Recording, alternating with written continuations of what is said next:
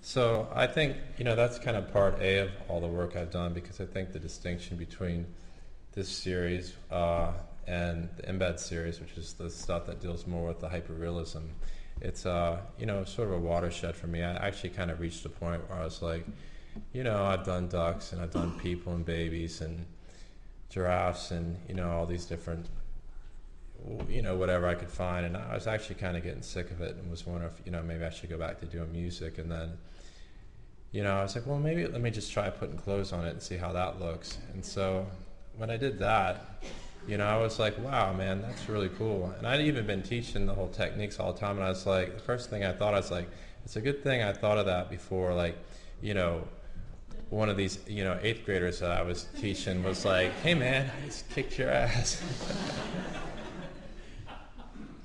So when I got going with that, then, I kind of got hooked on the whole hyperrealism thing.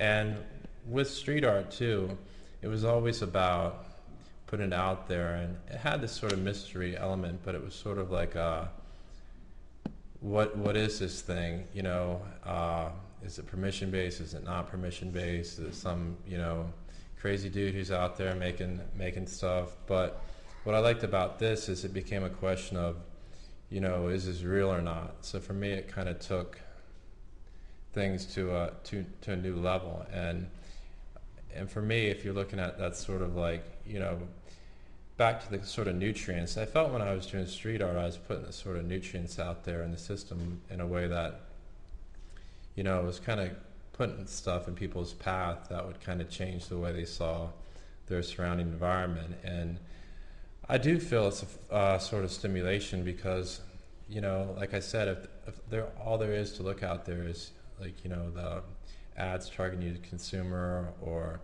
at least in my city, a lot of old bronze sculptures. We don't have that many public art projects. It's hard to gather the funds up for it. And a lot of them just kind of come and go, and you never really see them or hear about them. Lots of times it's even hard to get any media attention for the work.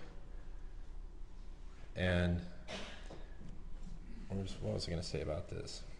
All right, time for a quick sip.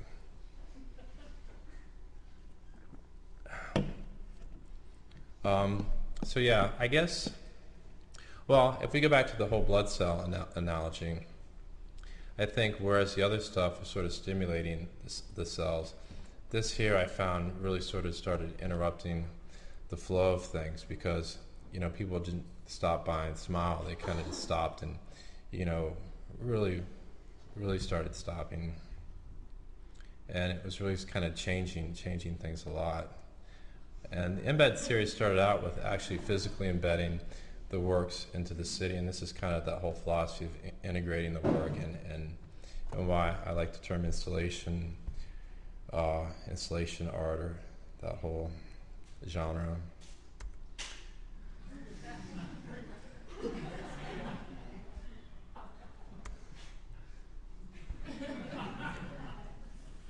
Another thing I like about these sorts of installations too with the Embed series is that it started becoming more interesting, the people that came up to the pieces and interacted with the pieces, and the juxtapositions that you would get, like in this case here,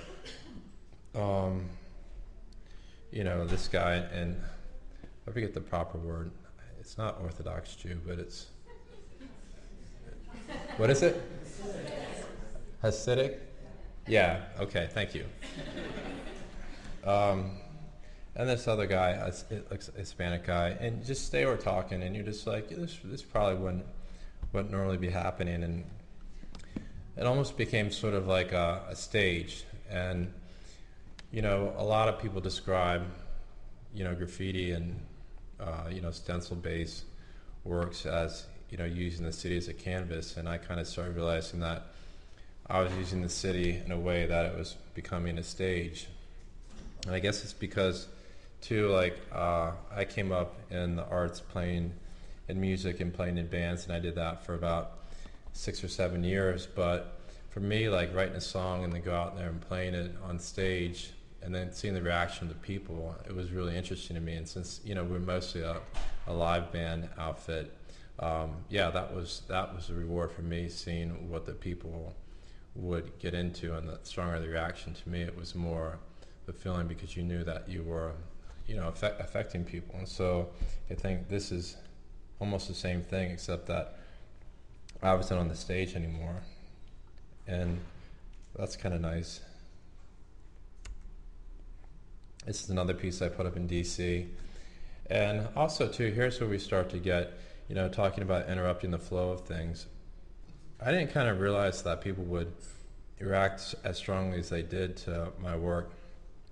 This was actually it was a piece. I got approached by the Discovery Channel to do like a short film, and so I created this script where they were going to be talking about the work, and I decided to make a narrator who was kind of talking about the city and put her on the roof. And so you're watching the flick and she's talking the whole time, and you don't find out until the end that she's not real.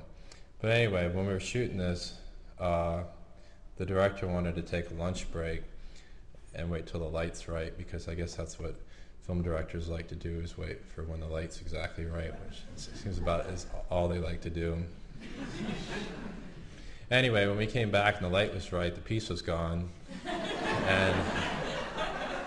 and the guy who was working the coffee shop below, he's like, yeah, a fire truck actually pulled up and sent a ladder up there, and we had cables attached. I meant for it to last a couple years, but they hacked through the cables with their fire axe and pulled her down. And he's like, well, they said if you come down to the fire station that you can have her back, and they got her sitting on the back of the truck.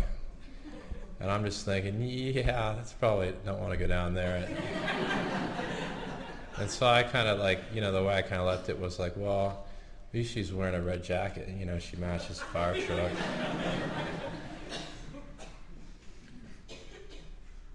This is another piece I did in Sweden. I think people call my stuff like creepy and all that sort of stuff. I kind of prefer like absurd.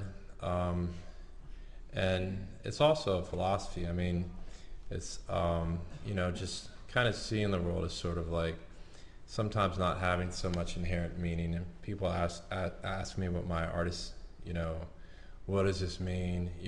I'm just like, it's absurd. And it's a philosophy, so, you can go read about that. But, it's just creating like situations out there that kind of have people kind of scratching their head. But like Steven says, I prefer my work not to really come out and say stuff, but just kind of provoke a question like, why is this here? Why is he here? How did he get here? And then more than that too, you start getting people to like ask the questions like, what about the rest of this around us? And I think in interrupting that flow, I mean, I don't know if this really happens, but when you get really people start to question, how is it possible that someone could come out here and do this? You're starting to show the plasticity, or just sort of like the flexibility of reality, and things that people take for granted. Maybe they shouldn't. And I guess for me, I kind of like the outdoors a lot, hiking around the mountains and stuff. And so whenever I do that and take long trips, I mean, I spent about 6 months hiking around in the Andes in Chile. And you come back to cities and you're like, well, all these buildings and all this signage and all this sort of, flow of traffic and everything. And underneath the pavement, you got New York City about another 10 stories of just stuff for sewage and subways and, all the electrical lines. And you start to kind of realize how far away that we're removed from nature. And, you get the constellation of a, Central Park in Manhattan or in DC. We have a few parks here and there which are more just like kind of like homeless camps. But that's another thing about the whole healthy body and the nutrient too, is that I'm all about making cities more green and stuff. But I don't think I don't know if it really works or not, but I do like to put stuff out there to kind of have people like just thinking about stuff. And that's also why I don't stick around with my work either. I mean, there's a number of reasons for that too, but just to have people asking questions.